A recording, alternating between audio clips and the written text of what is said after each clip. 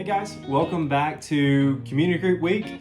This is week 5 of community groups, and so we are diving further into our sermon series, Jesus and Nothing Less. And so last week we talked about the end of Romans chapter 5, and so Paul brings us to this term that we call original sin. It's this idea that we, all of humanity, are counted sinful through the first human sin, which is Adam. And so Paul's main message was our eternity either rests in the hands of the fallen Adam, or our hands rest in King Jesus, the resurrected. And so we went in depth about what the tragedy of Adam was and what the triumph of Christ was. And so in Adam, you have the fallen. In Jesus, we call him the second Adam, the better Adam. And so you and I, we have 2 representatives. That's all of us. There's only 2 options. It's like when you move to the state of Alabama, it doesn't matter if you're a student at Troy, you have to pick a side, whether you're Alabama or Auburn. Even if you're a Troy athlete, people are like, yeah, I mean, I get that you're a Troy athlete, but who do you like better out of the 2? And so we have 2 representatives. And so what Jesus did and what Adam did counted more than just themselves, but it counted for all of us.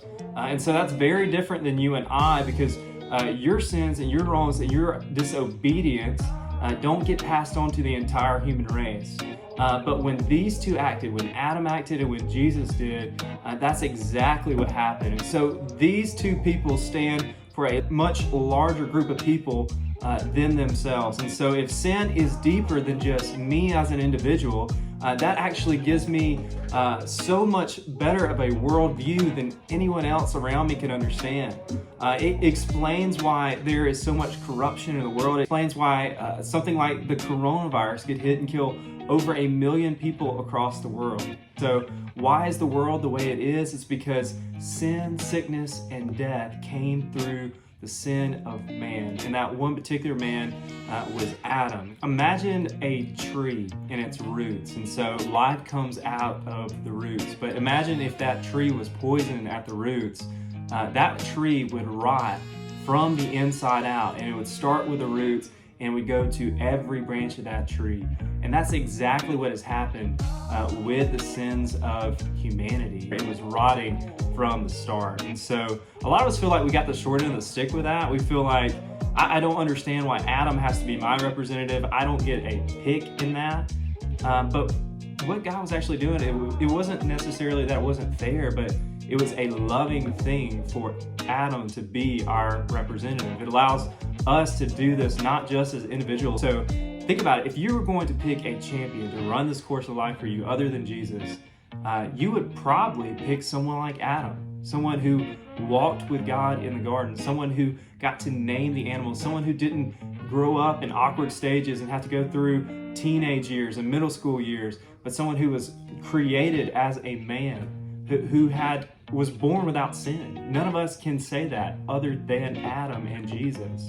And so it was out of God's loving design that he would allow someone to go ahead of us. So it was actually out of the goodness that he takes the strongest out of us and says, this man will represent you. And so during the sermon, I had an analogy about me loving basketball, me growing up loving Reggie Miller, and we'd go to Alabama Southern Community College basketball games, and there I was in a competition to where I shot a free throw, won a free Coke, but I shot a 3-point shot, and I was gonna win a Big Mac, but I airballed it. And then I took it a little further, this analogy, and said, what if the announcer changed it up a little bit? He said, okay, I'm gonna give you another shot at this, and the stakes are so much higher. If you hit this shot, you're gonna win $1 million. But if you miss this shot, prison for the rest of your life. So imagine 8-year-old Grant gonna try to shoot this 3-point shot. I wouldn't be excited, I would be terrified by it. And so maybe the announcer would have saw that and said, okay.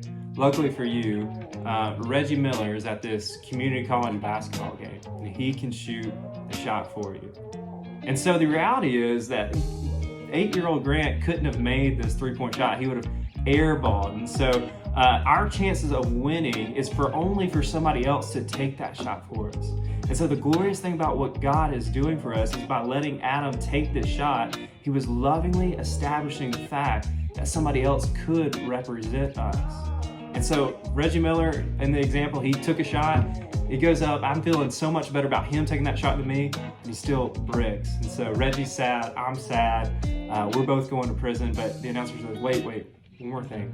I'm going to give you one more shot. I'm going to give you a guy who never misses. And that's where the analogy ends, because enters Jesus, and he's a man who could not miss because he was fully God and fully man. And so how beautiful is it that Adam, although he does not get the job done, he was establishing the principle that it could be done, that someone could take the place of you and I. And Adam was a type for the one to come, which is Jesus for you and I. And so when we understand that, we have so much better of an idea of the reality of what we're supposed to do with our lives, how we're meant to be in connection with God, how we are fully reliant on Him. Not only are we fully reliant on Him, but He lets us reign with Him for His kingdom to come.